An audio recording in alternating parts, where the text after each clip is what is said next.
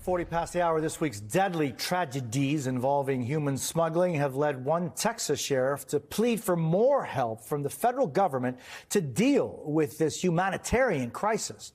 Bexar County Sheriff Javier Salazar sent a letter to President Biden asking to meet with him to address the humanitarian crisis at the southern border. He also criticized Texas Governor Greg Abbott's stance on immigration and human smuggling.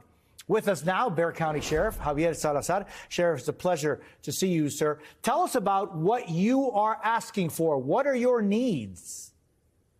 Well, right now, thank you for having me, first off. Right now, what I'm asking for is for the president or a member of his administration that can make decisions to come down and talk to not just me, but at least 12 other Texas sheriffs from major counties in the state of Texas that are dealing with this issue firsthand. So I'd like to see somebody from Washington come down here, get boots on the ground, get eyes on the issue at hand, and then talk to us, a bipartisan group of Texas sheriffs that are really taking a common sense approach because we have to on this. So when you say you're taking a common sense approach and that you're not having federal assistance, what is that approach that you're taking and what is it that you need?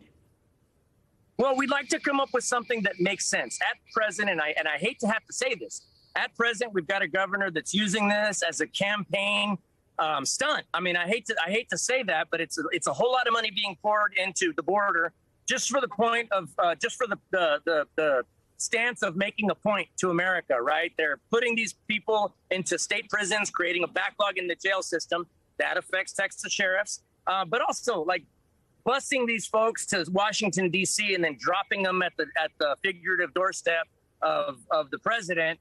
You're just doing that to make a point, and you're wasting resources in the process. Why don't you talk to some law enforcement officers that are handling this, and let us see if we can together come up with a basic, no-nonsense approach to this situation that needs to be handled. You can't tell me that the immigration situation in this country is working just fine. So, Sheriff, you've written 3, I understand, letters to the White House. Here's your opportunity to speak directly to the president and to the folks at the White House. Cameras are yours. What are you going to tell the president?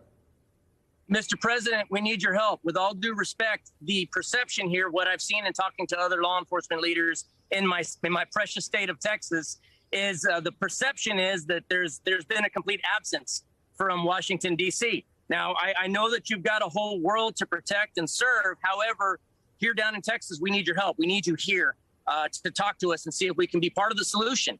Right now, what we're doing is we're allowing the state government to control that narrative, and maybe they're trying their best. I don't know.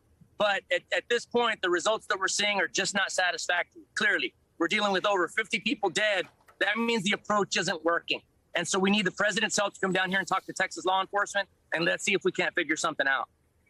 And Sheriff, there are groups of people, there are organizations in Mexico, in Central America, in South America, throughout the world, and here in the United States that are making muchísimo dinero, millions of dollars, exploiting people who have an American dream and are willing to risk it all to come to this country.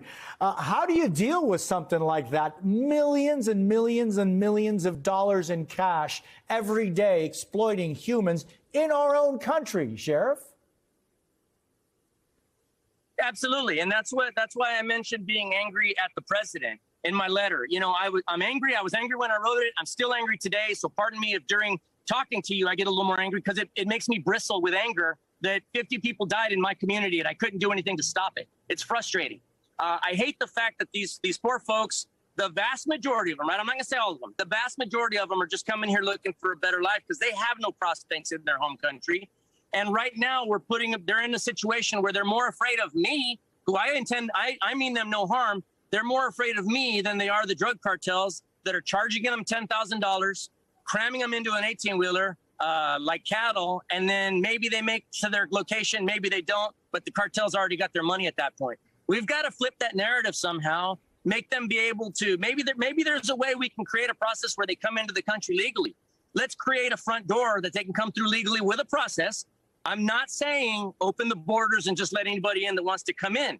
I'm saying create that process where they come in the front door, they get a permit to work. We tax their income. They're paid a living wage. Look, Friday night, You go to dinner with your family, you're going to wait an hour for a table. You're going to wait 30 minutes for your food because there's nobody back there to cook it, nobody to wait on you.